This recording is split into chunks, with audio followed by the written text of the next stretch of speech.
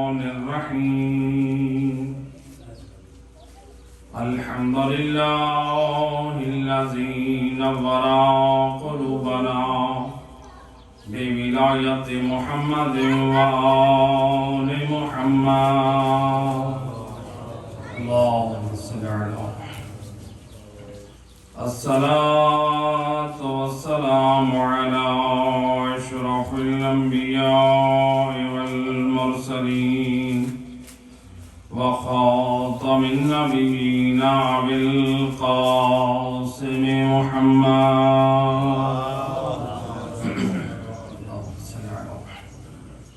وأهل بيت الطيبين الطاهرين المعصومين المظلومين المنتجبين الذين أذهب الله عنهم الرجس وطهرهم تطهيرا ولعنة الدائمة على أعدائهم أجمعين من يوم ظلمهم إلى يوم الدين أما بعد وقد قال الله تبارك وتعالى في كتابه المجيد وفرقان الحميد وقول الحق بسم الله الرحمن الرحيم وعد الله الذين آمنوا وعملوا الصالحات لهم مغفرة وأجر عظيم صلوات الله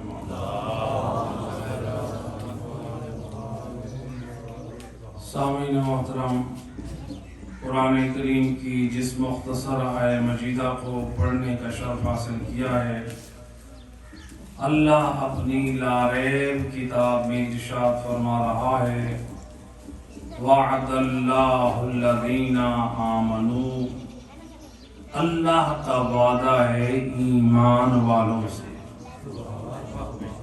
اللہ کا کس سے وعدہ ہے؟ بھئی ایمان والے کون ہیں جن سے اللہ وعدہ کر رہا ہے؟ جب ہم نے علماء مفسرین کی کتابوں کو اٹھا کر دیکھا، علماء شیعہ اور علماء اہل سنت کے بڑے جلیل القدر علامہ زمخشری روایت کو نقل کرتے ہیں کہ رسول اللہ فرماتے ہیں جب بھی قرآن میں لفظ استعمال ہو اے ایمان والو، اس سے مراد ہے اے علی والو۔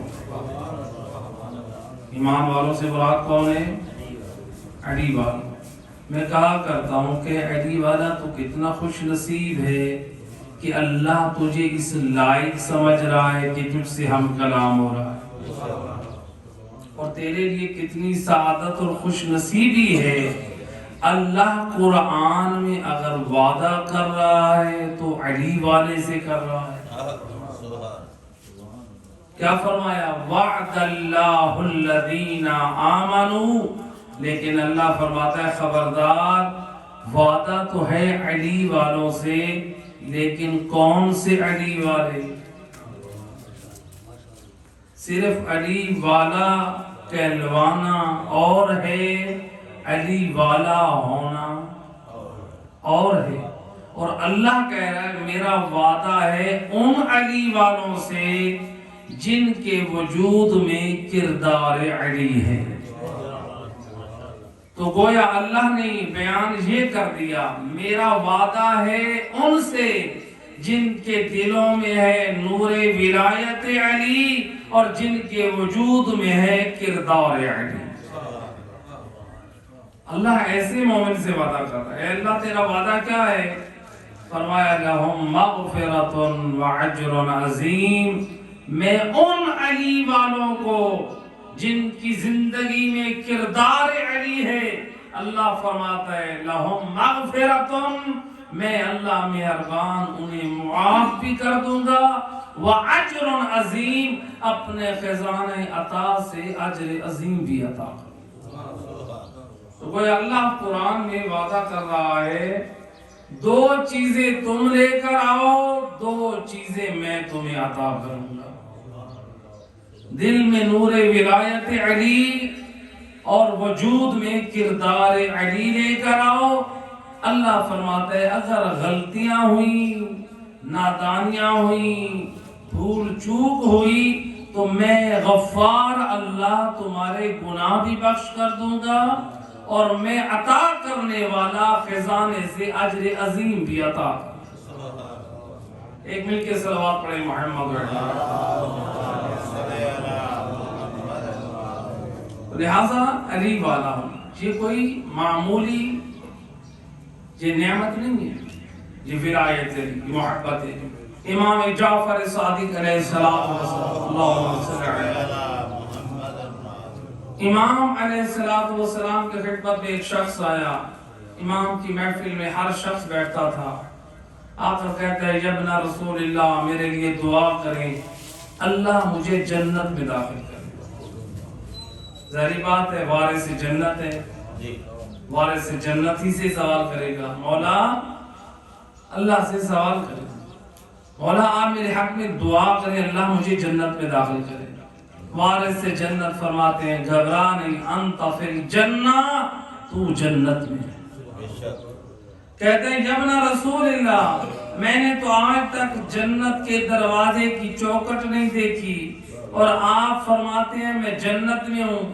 کچھ لوگ جو اور تھے وہ اپنے مقام پہ ہنس رہے ہیں، حیران ہیں، پریشان ہیں، دیکھو یہ جنت کی ضمانت لینے آیا ہے، لیکن ان کا وارث کہہ رہے تو جنت میں ہے، وہ پریشان ہے۔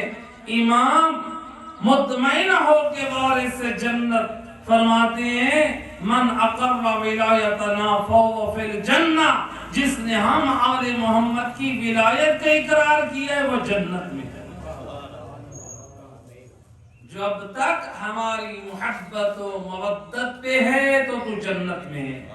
تو دعا کرا کہ اللہ تجھے جنت سے باہر نہ نکال، ہماری ولایت سے دور، ہماری محبت سے دور، ہماری مودت سے دور، تو گویا تو جنت سے بھی دور ہے۔ محبت رہنے میں اس لیے اساس دین ہے۔ اللہ کے رسول فرماتے ہیں لِكُلِّ شَيْءٍ اساس، ہر چیز کی اساس اور بنیاد ہے۔ اسلام کی بنیاد ہم آل محمد کی محبت ہے۔ ہم آل محمد کی کیا ہے؟ محبت ہے۔ صلوات پڑھ دے محمد و اہل بیت اللہم صلی علی محمد و آل محمد۔ اللہ کا وعدہ کن سے ہے؟ ایمان والوں سے، لیکن ان کے پاس کیا ہو؟ عمل صالح۔ آج ہم اس محفل میں موجود ہیں، ہر ایک اس بات پہ تو خوش ہے کہ میں ایمان پر ہوں۔ کیا ہوں؟ ایمان پر ہوں۔ اب دیکھنا یہ ہے کہ کیا ہم عمل صالح پر بھی ہیں؟ بھئی وعدہ تو اللہ کا تب ہے جب ایمان بھی ہو اور عمل صالح بھی۔ ایمان پر تو ہم ہیں، محبت آل محمد تو رکھتے ہیں، مودت آل محمد تو رکھتے ہیں، کیا ان کا کردار بھی ہے؟ ہم ویسے بھی ہیں جیسے وہ چاہتے ہیں؟ روایت ہے اللہ کے رسول ایک مرتبہ آپ جا رہے ہیں، آپ نے دیکھا شیطان کمزور حالت میں ہے۔ اللہ کے رسول فرماتے ہیں شیطان تو کمزور کیوں ہے؟ یعنی رسول اللہ نے پہلے بھی دیکھا ہے اسے، کہا کہ یا رسول اللہ آپ کی امت کے لوگ کلمہ گو عمل صالح بجا لانے والے لوگ جب وہ 6 کام کرتے ہیں میری کمر ٹوٹ جاتی ہے۔ آپ کی امت کے افراد جب 6 عمل صالح انجام دیتے ہیں میرا بس نہیں چلتا، میری کمر ٹوٹ جاتی ہے۔ جب رسول نے یہ سنا فرماتے ہیں بتا وہ کون سے 6 اعمال ہیں جس کی بدولت تیری کمر ٹوٹتی ہے اور میرا کلمہ گو کامیاب ہوتا ہے؟ کہا یا رسول اللہ آپ کا کلمہ گو جب اپنے کام کا آغاز کرتا ہے پڑھتا ہے بسم اللہ الرحمن الرحیم، جب وہ یہ پڑھتا ہے میری کمر ٹوٹ جاتی ہے اور وہ کامیاب ہو جاتا ہے۔ بسم اللہ الرحمن الرحیم، ہر کام کی آغاز بسم اللہ پڑھا کریں۔ سواری پہ سوار ہو رہے ہیں، چارپائی پہ بیٹھ رہے ہیں، کپڑے پہن رہے ہیں، کوئی بھی کام کرنا شروع کر رہے ہیں تو آپ پڑھیں بسم اللہ الرحمن الرحیم۔ ملتا ہے تاریخ کا واقعہ ہے، حضرت ابراہیم کے لیے جب آگ 6 مہینے جلائی گئی تھی کہ جس کے اوپر سے پرندہ اگر پرواز کرتا تو اس کی حرارت سے جل کے مر جاتا، اس کے قریب کوئی نہ جا سکتا۔ منجلیک جو ایک اس زمانے میں جو آپ نے گلیل بچے استعمال کرتے ہیں، اس طرح سے منجلیک جس میں بندے کو بٹھا کے پھینکا جاتا تھا کہ آگ کے قریب کوئی نہیں جا سکتا تھا، منجلیک میں بٹھایا گیا اور پھر اس کو کھینچا گیا جس سے حضرت ابراہیم کو آگ کی طرف پھینکا۔ یہ منظر نمرود بھی دیکھ رہا ہے، اس کی اولاد، اس کی بیٹی بھی دیکھ رہی ہے، کفار و مشرکین بھی دیکھ رہے ہیں۔ اب جب نمرود کی بیٹی نے یہ منظر دیکھا، باپ سے کہا میں قریب جا کے ابراہیم سے بات کرنا چاہتی ہوں، کہا اجازت ہے۔ نمرود کی بیٹی قریب آئی، کہا اے ابراہیم مجھے یہ بتا وہ کون سی طاقت ہے جس نے آگ کو تیرے لیے گلزار کر دیا۔ ابراہیم نبی آگ میں کہتے ہیں اے بنت نمرود، میں اللہ واحد کی ذات پہ ایمان رکھ کے زبان پر یہ پڑھ کر آیا ہوں بسم اللہ الرحمن الرحیم۔ اللہ نے اپنے نام کی برکت سے میرے لیے آگ کو گلزار کر دیا۔ بنت نمرود کہتی ہے کیا میں بھی بسم اللہ پڑھ کر آ جاؤں؟ ابراہیم نبی کہتے ہیں نہ، اس وقت تک تجھے بسم اللہ فائدہ نہ دے گا، فائدہ نہ دے گی جب تک تو میرے رب کی ذات پر ایمان نہ لے آئے۔ بنت نمرود نے کیا کیا؟ اللہ کی ذات پر ایمان اور زبان پر پڑھا بسم اللہ الرحمن الرحیم۔ جب آگ میں گئی، جو آگ نبی کے لیے گلزار وہ نمرود کی بیٹی کے لیے گلزار۔ اب یہ پوری دنیا منظر دیکھ رہی ہے۔ جب یہ نمرود کی بیٹی آگ سے باہر آئی، آ کر کہتی ہے ایھا الناس، اے لوگو، میرا باپ کہتا ہے انا، میں رب ہوں، میں تمہارا رب ہوں۔ کہا کہ یہ میرا باپ جھوٹ بولتا ہے، میرا باپ رب نہیں ہے، رب اگر طاقتور ہے تو وہ ابراہیم نبی کا ہے، جس نے ابراہیم کے لیے آگ کو گلزار کیا ہے۔ جس آگ کو روشن کروانے والا میرا باپ ہے، جس آگ سے وہ ڈرتا ہے، وہ آگ ابراہیم کے رب نے اس کے لیے بھی گلزار کر دیا، میرے لیے بھی گلزار کر دیا۔ یہ ہے حق۔ حق کے وقت انسان یہ نہ دیکھے کہ میرا باپ کیسا ہے۔ نمرود کی بیٹی ہے، دیکھا باپ غلط ہے تو اپنے صحیح عقیدے کا اظہار کر دیا۔ تو جب اس نمرود کی بیٹی نے ایسا کیا، نمرود نے حکم دیا جلادوں کو اسے پکڑو اور اسے کوڑے مارو۔ جلاد آگے بڑھے، کوڑے مارنے لگے، ادھر سے اللہ کا حکم ہوا اے جبرائیل، یہ کیسے ہو سکتا ہے میرے دشمن کی بیٹی مجھے رحمان اور رحیم کہے، میں اسے دشمنوں میں تنہا چھوڑ دوں؟ وہ مجھے رحمان اور رحیم کہہ رہی ہے، میں اسے دشمنوں میں کیسے تنہا چھوڑ دوں؟ جبرائیل امین نے آ کر چوتھے آسمان پر اس بی بی کو زندہ اٹھا کر لے گئے۔ گویا معلوم ہوا بسم اللہ کی برکت سے ابراہیم اور نمرود کی بیٹی کے لیے آگ گلزار ہوئی، اور نمرود کی بیٹی اسلام بھی قبول کر لیا اور اللہ نے نجات بھی عطا کر دی۔ بسم اللہ کی برکت۔ اسی لیے امام فرماتے ہیں جو شخص ہر کام سے پہلے پڑھتا ہے بسم اللہ الرحمن الرحیم، امام فرماتے ہیں جب کل میدان قیامت میں اس کے بائیں ہاتھ میں فرشتے اگر اس کے گناہ زیادہ ہوں گے نامہ اعمال دیا جا رہا ہوگا، اور اس کی دنیا میں یہ عادت ہوگی عمل صالح بجا لاتا ہوگا، وہ ہر کام سے پہلے پڑھتا ہوگا بسم اللہ الرحمن الرحیم۔ تو جب یہ نامہ اعمال ملنے لگے گا، یہ پڑھے گا، آواز قدرت آئے گی، اور فرشتو یہ تو مجھے اب بھی رحمان اور رحیم کہہ رہا، نام اعمال اس کے دائیں ہاتھ میں دو۔ یہ ہے بسم اللہ الرحمن الرحیم کی برکت، یہ عظمت ہے۔ تو لہذا پہلا عمل صالح کون سا ہے؟ بسم اللہ الرحمن الرحیم۔ دوسرا عمل صالح، رسول اللہ فرماتے ہیں شیطان بتا دوسرا عمل صالح کون سا ہے؟ کہتا ہے یا نبی اللہ جب آپ کا کلمہ گو امتی جب پڑھتا ہے استغفر اللہ ربی واتوب الیہ، میری کمر ٹوٹ جاتی ہے۔ استغفار کرنا بڑی فضیلت رکھتا ہے۔ روایت میں رسول خدا صلی اللہ علیہ وآلہ وسلم ہر روز 100 مرتبہ استغفار پڑھتے تھے۔ کتنی مرتبہ؟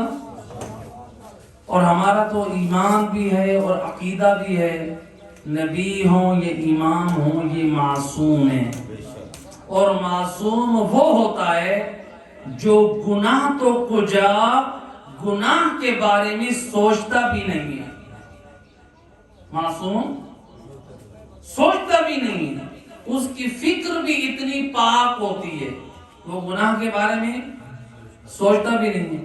بھئی جب نبی گناہ کے بارے میں سوچتے نہیں ہیں تو پھر استغفار کیسا؟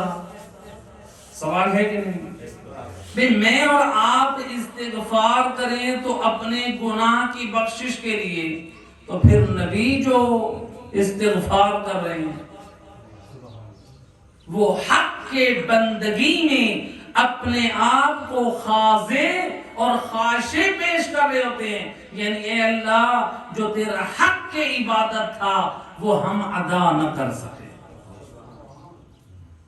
وہ عبادت کے اس رتبے پہ فائز ہو کے عبادتیں کر کے پھر بھی وہ اپنے آپ کو قاصر سمجھتے ہیں کہ ہم تیرا حق کی عبادت نہ کر سکے۔ یہ استغفار تو جب نبی معصوم ہو کر ان کو اگر استغفار فائدہ دے سکتا ہے، نبی بے فائدہ کوئی کام کر سکتے ہیں؟ نہیں کر سکتے، نبی کبھی بھی بے فائدہ کام نہیں کرتے۔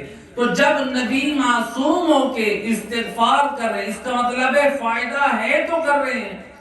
تو جب معصوم نبی کے لیے استغفار کرنا باعث فائدہ ہے، اور اگر ہم جیسے گناہگار استغفار کریں ہمارے لیے کتنا نہ جانے فائدہ ہے۔ معصوم فرماتے ہیں جو زبان سے ندامت کے ساتھ ایک مرتبہ کہتے استغفر اللہ ربی واتوب الیہ، اللہ اس کے تمام گزشتہ گناہ معاف کر دیتا ہے۔ اسی لیے ایک شخص ہے امام کے پاس، فرزند رسول میری اولاد نہیں ہو رہی ہے، ایک اور شخص ہے مولا میرے ہاں روزی نہیں ہے، ایک اور شخص ہے مولا میری فلاں پریشانی ہے، سب کو امام نے ایک جواب دیا، فرماتے ہیں پھر کثرت سے استغفار کیوں نہیں کرتے؟ کثرت سے استغفار، اس لیے حکم ہے اگر اولاد نہیں ہے رزق نہیں ہے آپ سجدے میں کثرت سے استغفار کریں، پھر دیکھیں اللہ کیسے روزی کا دروازہ کھولتا ہے۔ ایک صلوات پڑھ دے محمد صلی اللہ علیہ وسلم۔ دوسرا عمل کیا ہے؟ استغفار۔ آج اس مجلس کی برکت سے آپ نے یہ 6 عمل یاد کرنے ہیں۔ پہلا عمل کون سا ہے؟ بسم اللہ الرحمن الرحیم۔ دوسرا عمل استغفار۔ تیسرا عمل اللہ کے رسول فرماتے ہیں اے شیطان وہ تیسرا عمل کون سا ہے جس سے تیری کمر ٹوٹ جاتی ہے؟ کہا یا نبی اللہ جب آپ کا کوئی کلمہ گو کوئی کام کرنے لگتا ہے اور کہتا ہے انشاءاللہ تو میری کمر ٹوٹ جاتی ہے۔ کیا کہنے لگتا ہے؟ انشاءاللہ۔ اسی لیے اللہ قرآن میں فرماتا ہے وَلَا تَقُولَنَّ لِشَيْءٍ إِنِّي فَاعِلٌ غَدًا إِلَّا إِن يَشَاءَ اللَّهُ، خبردار یہ نہ کہو کہ میں یہ کل کام ضرور کروں گا، بلکہ کہو انشاءاللہ یہ کام کروں گا۔ اللہ قرآن میں فرمایا یہ نہ کہو کل میں یہ کام کروں گا، بلکہ کیا کہو انشاءاللہ میں یہ کام کروں گا۔ لیکن ہمارے معاشرے میں یہ ایک خامی ہے، جب ان کو کہا جائے آپ نے وعدہ کیا تھا آپ آئیں گے، آپ یہ کام وہاں پر ہم نے جانا ہے یا آپ نے میرے پاس آنا ہے، تو کیا کہتے ہیں؟ میں نے تو انشاءاللہ کہا تھا۔ کہتے ہیں کہ نہیں کہتے؟ استغفر اللہ، یہ تو قرآن کی آیت کا مذاق اڑا رہے ہیں۔ اور اللہ قرآن میں یہودیوں اور کفار کے بارے میں کہہ رہا ہے، جو قرآن کی آیات کا مذاق اڑاتے ہیں وہ یہودی اور کفار تھے۔ یعنی کیا قرآن کی آیت اس لیے نازل ہوئی ہے کہ ہم اگر کسی سے وعدہ کرتے ہوئے انشاءاللہ کہہ دیں اور ہم کہیں ہم نے تو انشاءاللہ کہی تھی؟ نہ میرے دوست، اپنے عمل سے قرآن کا مذاق نہ بنا۔ تو لہذا جس کام کے وقت انجام دیتے وقت آپ کیا کہیں؟ انشاءاللہ۔ انشاءاللہ کا مطلب کیا ہے؟ مثال کے طور پہ کل آپ کے پاس میں نے آنا، انشاءاللہ، یعنی اگر کل اس وقت تک میں زندہ رہا تو ضرور آؤں گا، یہ معنی ہے انشاءاللہ کا۔ یا پھر اگر کوئی عذر شرعی نہ آیا تو یہ کام ضرور انجام دوں گا، مثلا گھر میں کوئی بیماری یا کوئی اور مجبوری پیش نہ آئی تو یہ کام انشاءاللہ کا مطلب یہ ہے۔ یعنی اگر اللہ نے چاہا، جب کوئی شرعی مجبوری نہیں ہے، جب ہم زندہ ہیں، اللہ تو یہی چاہتا ہے جو آپ نے وعدہ کیا ہے وہ پورا کریں۔ ایک صلوات پڑھتے ہیں محمد۔ کتنے کام ہو گئے؟ پہلا کام بسم اللہ الرحمن الرحیم، دوسرا کام استغفر اللہ ربی واتوب الیہ، روزانہ 100 مرتبہ پڑھیں گے۔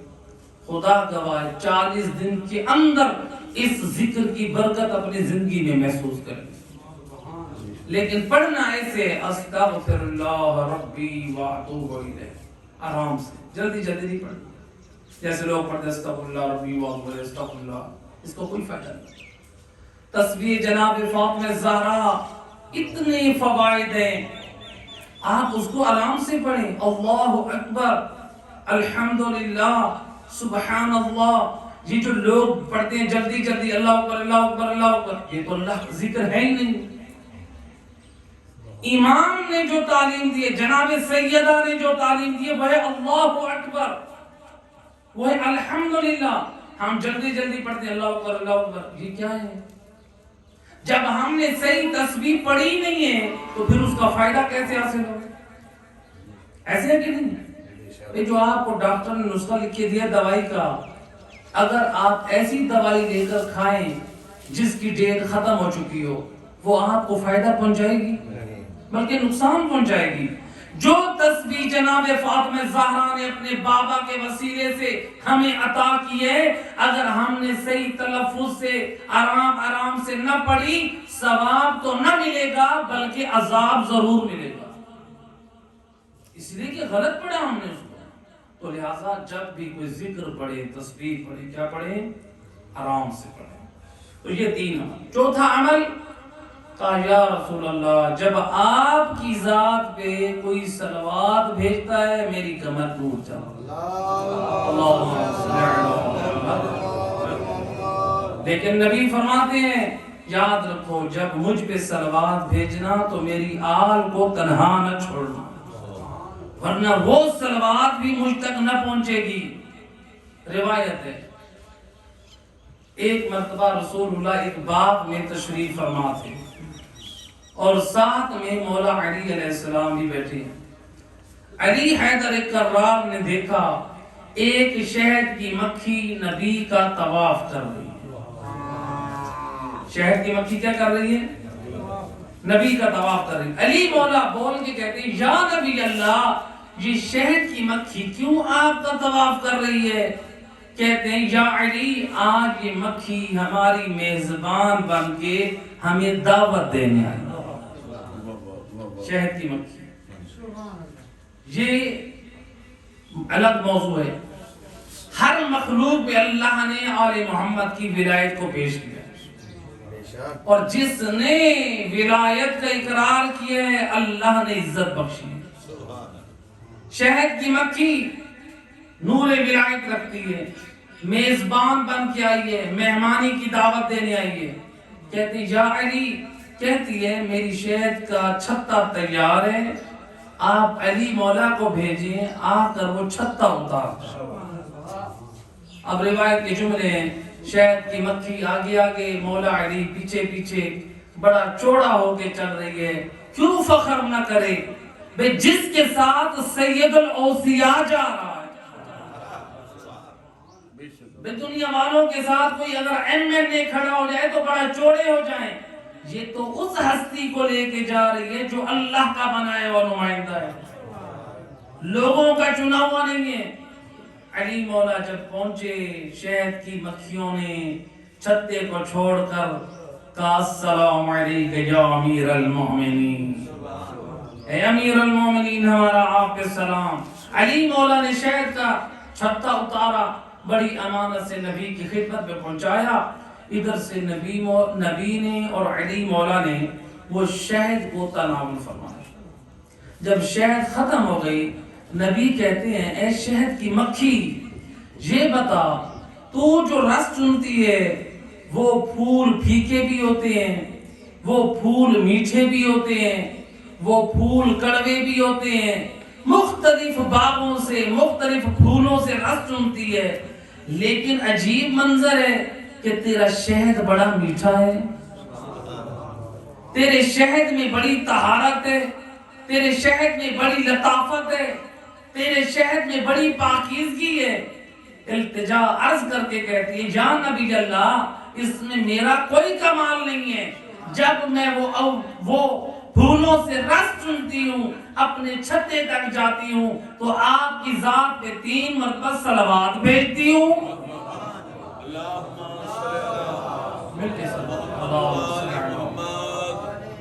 اللہ اس کی برکت سے پھکاٹ اور کڑواہٹ کو مٹھاس میں بدل دیتا ہے.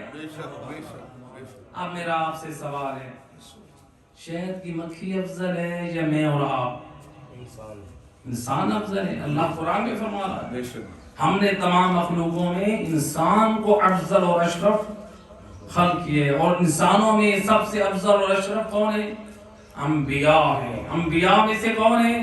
سید الرسل اور ان کی پاک اہل بیت. تو لہذا کہا اب شہد کی مکھی اگر صلوات بھیجے تو وہ پھکاٹ اور کڑواہٹ مٹاس میں آ جائے.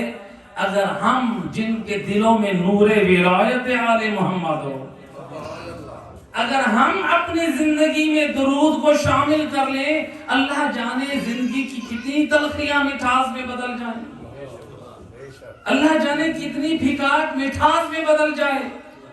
ہماری زندگی میں کتنی خطائیں ہیں، زندگی پاکیزگی کی طرف پلٹ جائے.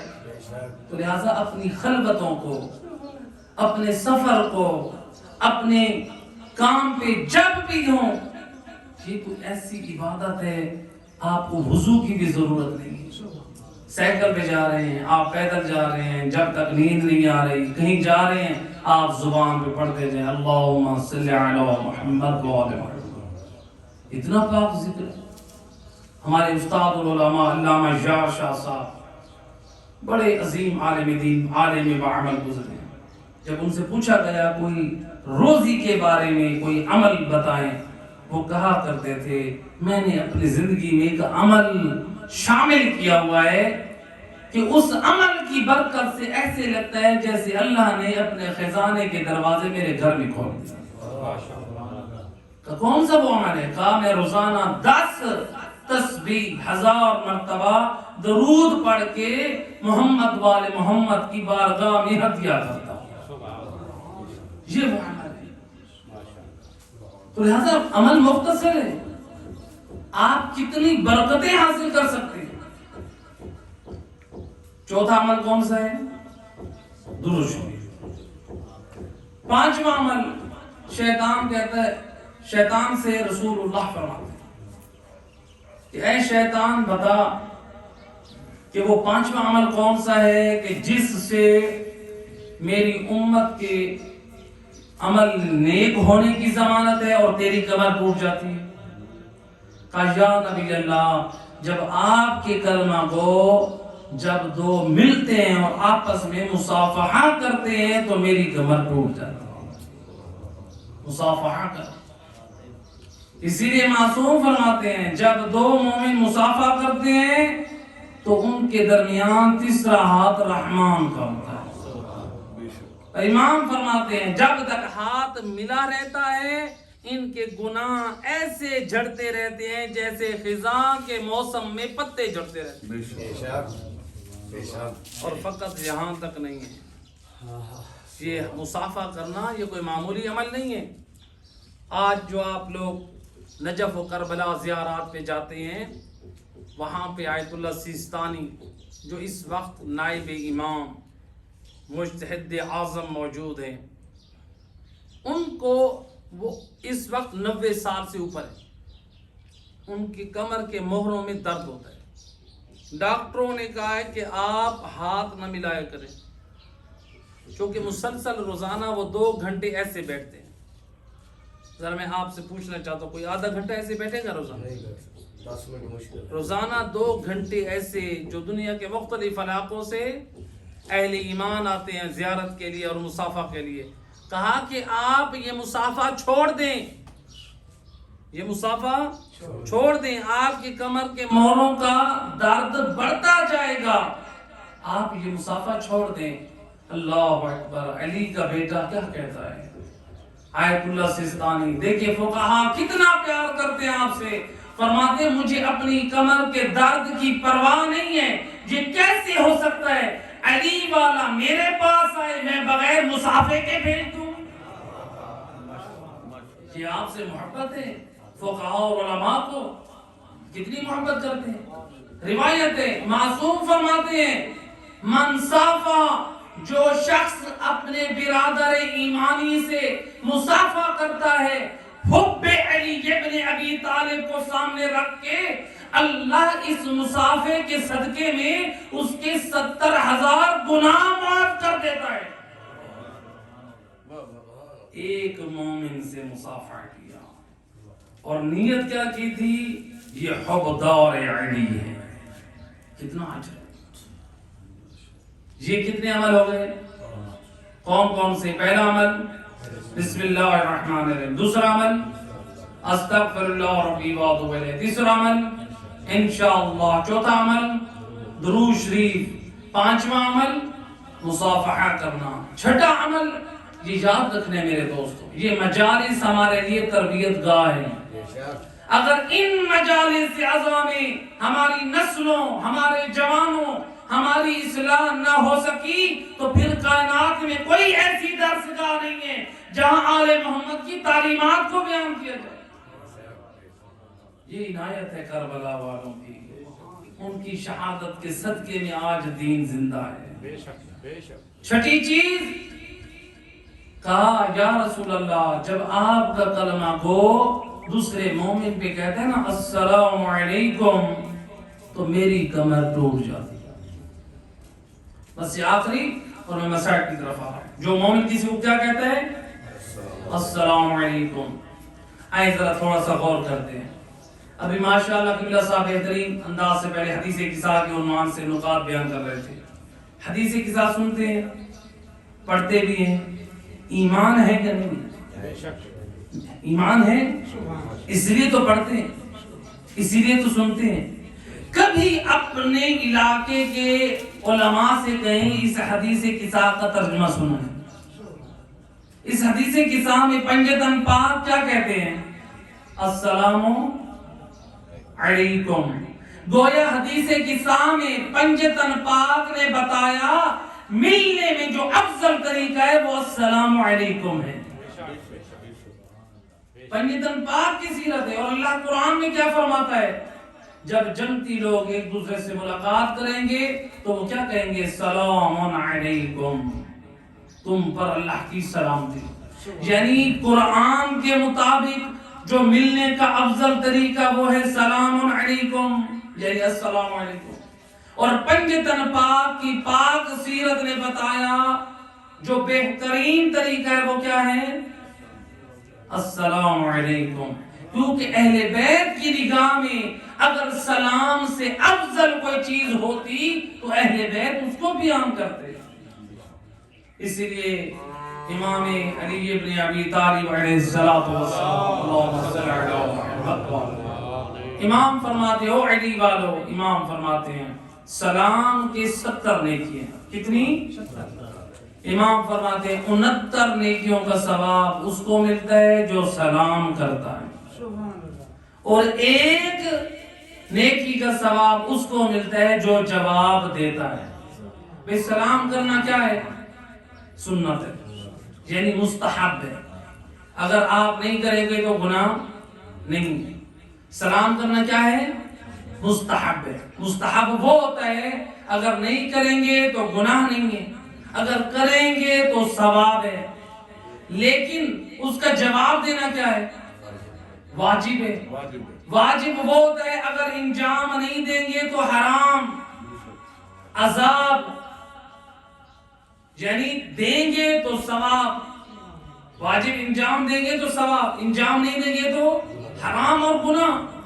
تو گویا واجب کا 1 ثواب اور مستحب کا زیادہ ثواب، ایسے کہ نہیں؟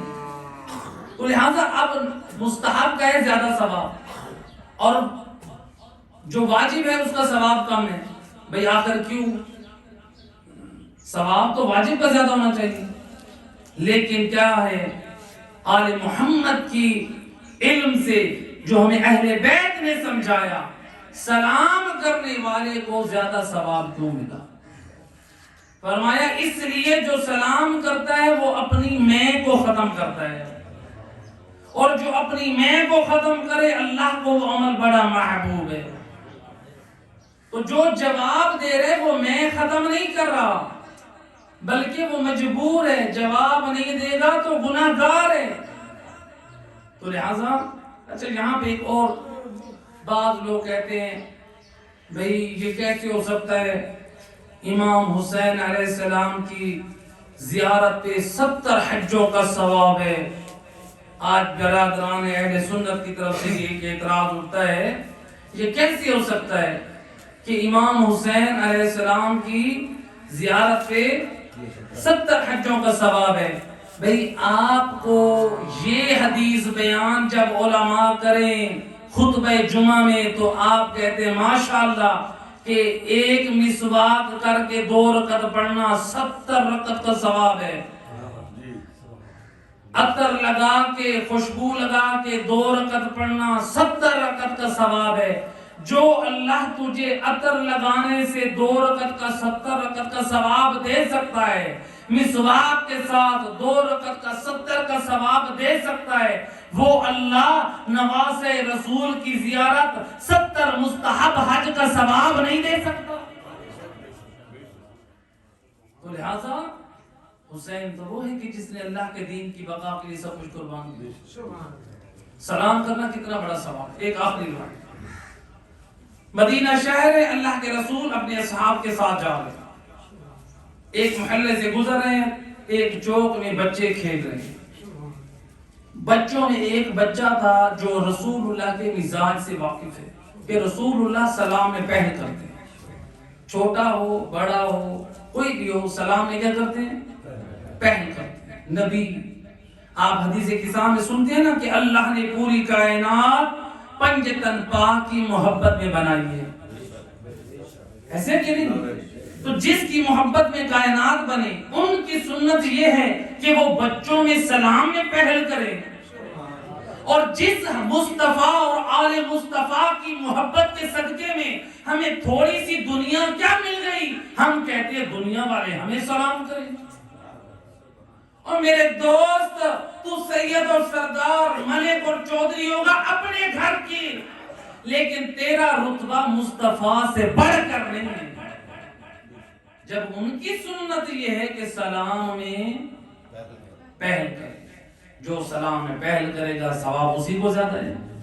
بچے نے کہا کہ آج رسول پہ پہلے میں سلام کروں گا، مزاج رسالت سے واقف تھا، رسول اللہ سامنے سے آ رہے ہیں، بچے ادھر کھیل رہے ہیں، ادھر ایک گلی ہے، جیسے رسول اللہ کو دیکھا یہ بچہ ان بچوں کو چھوڑ کے اس گلی میں گھس گیا، چھپ گیا، جیسے دیکھ رہا ہے چھپ کے، جیسے رسول اللہ گلی کے کونے میں آئے، دوڑ کر آ کر کہتے ہیں السلام علیکہ یا رسول اللہ، اے اللہ کے رسول میرا آپ پہ سلام۔ یہ والدین کی تربیت تھی، یہ گھر کے ماحول کا اثر تھا، اے اللہ کے رسول میرا آپ پہ سلام۔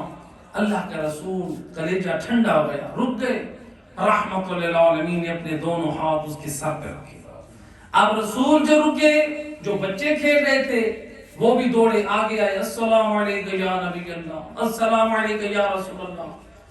تو ہر ایک سلام کر رہا ہے، پرانا زمانہ ہے، چھوٹا مدینہ شہر ہے، چھوٹی چھوٹی دیواریں ہیں، لوگوں کے گھروں میں بچوں کی آواز پہنچی، رسول ہمارے محلے میں آ گئے۔ اب لوگوں نے جب آوازیں سنی، عورتیں اور مردوں نے اپنے گھروں سے نکلنا شروع کیا، وہ محلہ، وہ گلی، وہ چوک لوگوں کے ہجوم سے بھر گیا۔ جب لوگوں کا رش ہو گیا، اللہ کے رسول بچے کے ساتھ ہے، فرماتے ہیں اے بچے مجھے یہ بتا، تیری نگاہ میں اللہ کا رتبہ بلند ہے یا میں مصطفیٰ کا؟ کہتا ہے میرے ماں باپ آپ پہ قربان، پہلے ذات الہی ہے پھر ذات مصطفیٰ، پہلے اللہ کا رتبہ ہے۔ گویا رسول نے دیکھا بچہ اخلاق میں اعلیٰ کہ آج مجھ پہ سبقت لے گیا، عقیدہ توحید میں اعلیٰ، کہتا ہے پہلے اللہ ہے اور پھر مصطفیٰ ہے۔ اب رسول اللہ نے اور امتحان لیا، فرماتے ہیں مجھے یہ بتا، تیری نگاہ میں میرا مقام زیادہ ہے یا تیرے والدین کا؟ کہتا ہے یا نبی اللہ میرے ماں باپ آپ پہ قربان، پہلے آپ کی ذات ہے پھر والدین ہیں، پہلے آپ کی ذات ہے۔ اب نبی نے دیکھا نا بچے کا کیا ہے، اخلاق بھی اچھا ہے، اس کا ایمان بھی اچھا ہے، اور اللہ قرآن میں کیا وعدہ کر رہا ہے، وعد اللہ الذین آمنوا وعملوا الصالحات، اللہ کا وعدہ ہے ان علی والوں سے جن کے وجود میں کردار علی ہے۔ کیا وعدہ ہے؟ لہم مغفرۃ، ان کے لیے مغفرت بھی ہے، واجر عظیم، اور اللہ کے ہاں سے اجر عظیم بھی ہے۔ اب رسول نے دیکھا نا ایمان بھی ہے، عمل صالح بھی ہے، دونوں چیزیں ہیں، تو اب اللہ اپنے حبیب کے ذریعے سے کیا تائید کروا رہا ہے؟ رسول اللہ نے لوگوں کے سامنے کہا ایھا الناس، اے لوگو اس بچے کی مانند بن جاؤ۔ کیا کر جاؤ؟ اس بچے کی، کیوں؟ اس لیے اس کے اندر ایمان بھی ہے اور عمل صالح بھی ہے۔ تاریخ کہتی ہے یہ بچہ کوئی عام بچہ نہیں، اس بچے کا نام ہے حبیب ابن مظاہر، یہ وہ پاک کردار کا وہ مالک بچہ تھا، اتنا پاک کردار تھا کہ جام شہادت حسین کے قدموں میں نصیب ہوا۔ یہ ہے وہ ہستی، تو لہذا یہ وہ 6 عمل جو عمل صالح، رسول نے اپنی زبان سے بتایا کہ دیکھو ایمان اور عمل صالح ہوگا تو تم بھی حبیب ابن مظاہر کی طرح کامیاب ہو۔ اس دین کو بچانے کے لیے آل محمد نے بڑی قربانیاں دی ہیں۔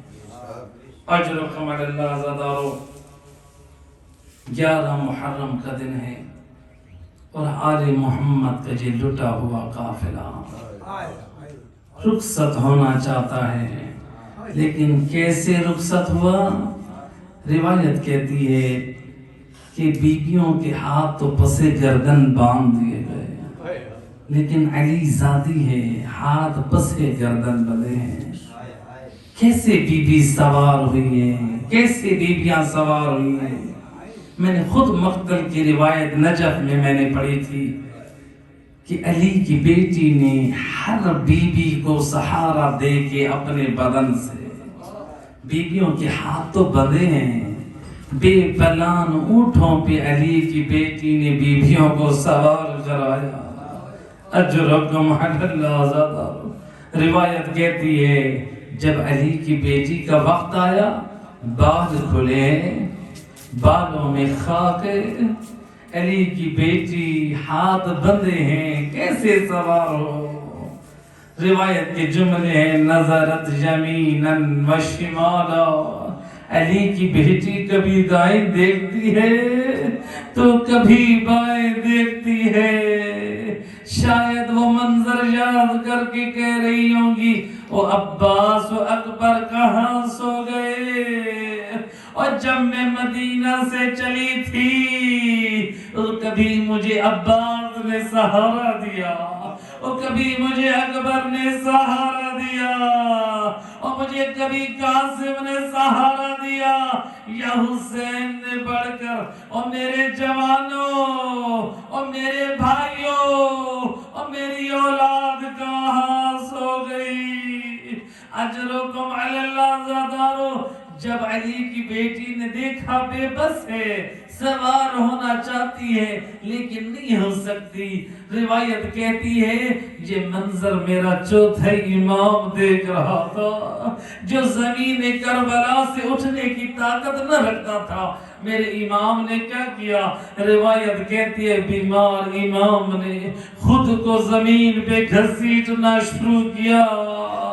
آئے اس ناکہ کے قریب آئے اور جس ناکہ پہ علی کی بیٹی نے سوار ہونا ہے اپنی کمر اور ناکہ کی پشت سے لگا دی. کہا پھوپھی اماں اور میرے کاندھے پہ قدم رکھ کے سوار ہو جائے. آئے حکم امام تھا عزادارو. جب علی کی بیٹی سوار ہونا چاہتی ہے بس قدم رکھا, میرا بیمار امام سنبھل نہ سکا. ایک مرتبہ زمین کربلا کی طرف جھکے اور جب دوسری مرتبہ تیسری مرتبہ ایسا ہوا اے علی کی بیٹی کی چیخیں بلند ہوئی. عزادارو روایت کہتی ہے یہ منظر شمر لعین بھی دیکھ رہا تھا. اس ملعون کے ہاتھ میں گرز اور نیزے. یہ آیا لعین ہے جہاں پر بیمار امام اپنی پھوپھی کو سوار کرانا چاہتے ہیں. اس لعین نے اے سید سجاد کے نازک بدن پہ مارنا شروع کیا. او علی کی بیٹی نے خود کو گرا دیا. اے شمر لعین ہٹ جا. اور جب تک علی کی بیٹی زندہ ہے اور میرے وقت کے امام کو کوئی کچھ نہیں کہہ سکتا. اجرکم علی اللہ زادارو. اللہ جانے علی کی بیٹی کیسے سوار ہوئی ہے. روایت کہتی ہے جب علی کی بیٹی سوار ہو چکی اب مقتل سے گزارنا ہے. مقتل سے گزارنا ہے. ان آل محمد کے لٹے ہوئے قافلے کو کیسے گزرے ہیں سنو گے عزادارو. روایت کہتی ہے 3 ہستیاں آئی ہیں, ہر ایک کے آنے کا انداز نرالا ہے. پہلا بیمار کربلا. دنیا کا دستور ہے جب بیٹا باپ کے جنازے پہ آتا ہے یا باپ کی پیشانی کا بوسہ دیتا ہے یا باپ کے ہاتھ کا بوسہ دیتا ہے قربان جاؤ زین العابدین. اور جب بابا کے لاش پہ آئے تو بابا کا سر تو نہ تھا کہ سر کا بوسہ دیتے. وہ ایک ہاتھ تو جمال ملعون نے اور دشمن نے جدا کر دیا تھا. اجرکم علی اللہ. ہے اگر ہاتھ ہوتا بھی صحیح تو زین العابدین کیسے بوسہ دیتے. روایت کہتی ہے میرا امام ان کو ایک لنگڑی ناکہ پہ سوار کیا گیا, آپ کے دونوں قدموں کو باندھا گیا. میرا چوتھا امام پشت ناکہ سے اتر تو نہیں سکتا. اسی سواری کی حالت میں کہا بابا میں غریب بیمار کا آخری سلام. اجرکم علی اللہ زادارو. روایت کہتی ہے بس آخری روایت کہتی ہے جب ننھی سکینہ یتیمہ حسین جب بابا کے لاشے پہ آئی تو کیسے ودا کیا. روایت کہتی ہے 11 محرم ہے، جب ودا کرنا ہے، ننھی سکینہ بابا کے لاشے سے لپٹ گئی، کبھی سینے کا بوسہ دیتی ہے تو کبھی کٹے ہوئے گلے کا بوسہ۔ اور جب یہ منظر شمر لعین نے دیکھا، بعض ارباب عزا نقل کرتے ہیں اجتماعت عدہ من العراب، اور چند لعناء جمع ہوئے جن کے ہاتھوں میں گرز اور نیزے ہیں، آئے ہے ننھی سکینہ ہے حسین کی یتیمہ کو کیا کیا؟ یہ ظالم اس وقت تک ظلم کرتے رہے، اور جب تک سکینہ نے بابا کے لاشے کو نہ چھوڑا